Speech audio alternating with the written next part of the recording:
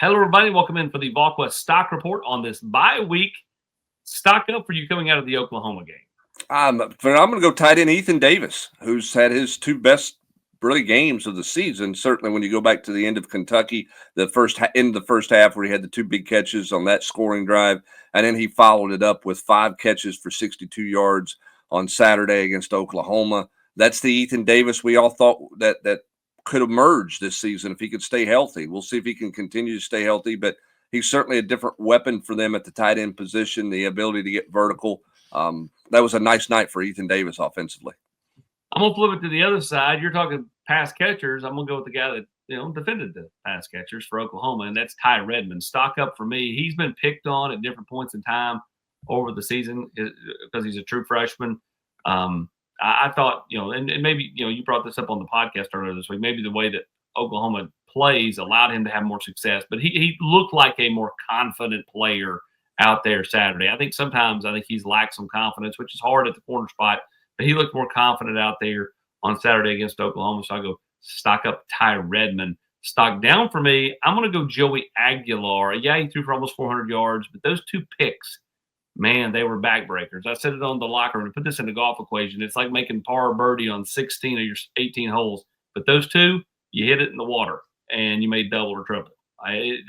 Those were just bad throws, bad decisions that Joey made. So again, did he play it all that bad? No, but those costly mistakes, man, were just diabolically numbing for fans.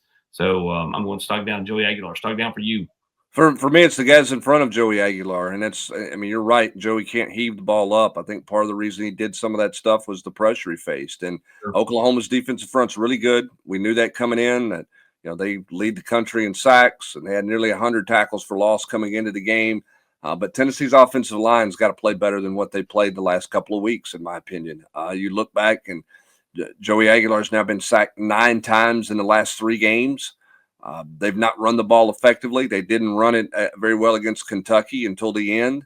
In the fourth quarter, when the game was over, they could not get the push that they needed in that game Saturday night against Oklahoma. They obviously had a critical error up there on the scoop and score where David Sanders missed a block on the outside. That group's got to play better. They've got to play a cleaner brand of football, and they've got to play a physical brand of football. Tennessee's got to be able to have some balance because you do not want – and listen, I love Joey Aguilar, but I don't think anybody wants him throwing it 45 to 50 times a game. He's got 3 games this season, Austin, where he's thrown it over 40 times. Hendon Hooker had 1 of those in 2022. Tennessee's got to get a little more offensive balance, and it starts with playing better up front. You're right about that. Outside of that 1 run on the first series by Deshaun Bishop, Tennessee just didn't run it very effectively at all night long, and that's been the last few games for that matter. Stock stagnant for me. I'll go Jermod McCoy. Will he or won't he? How incentivized is he now with Tennessee with 3 losses? So the strong notion was that he would potentially come back for those last 3 games. He was out there on the practice field a week ago with his teammates. He did some more stuff that he's done. But now that Tennessee's sitting there at 3 losses and the CFP hopes are basically all but gone, just how incentivized is he to play? Maybe he needs to get the tape out there for NFL teams. I think we're in wait-and-see mode for number 3, Jermod McCoy. Yeah, for me, that stock stagnant is just how's Tennessee react? How's the players react? We know where the fan base is, and we know the world we live in now in college football. It's playoff or bust. If you're one of the blue bloods or you're one of the haves instead of the have-nots, and Tennessee's certainly in that category with their investment into football. So the fans are disappointed, and fans are turning the page and moving on to a lot of things. But there's football left to be played. There's meaningful football left to be played.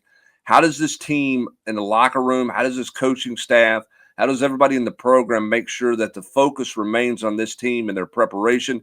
They obviously invested a lot to get ready to play Oklahoma. They didn't perform well. Where are they now coming out of this open date with 3 games left to play? They've got to stay locked in. Can this team do that?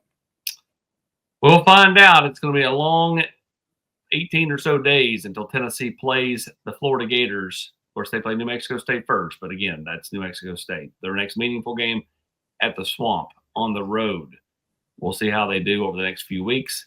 He is Brent Hubbs. I am Austin Price. This has been the Volquest Stock Report on this bite.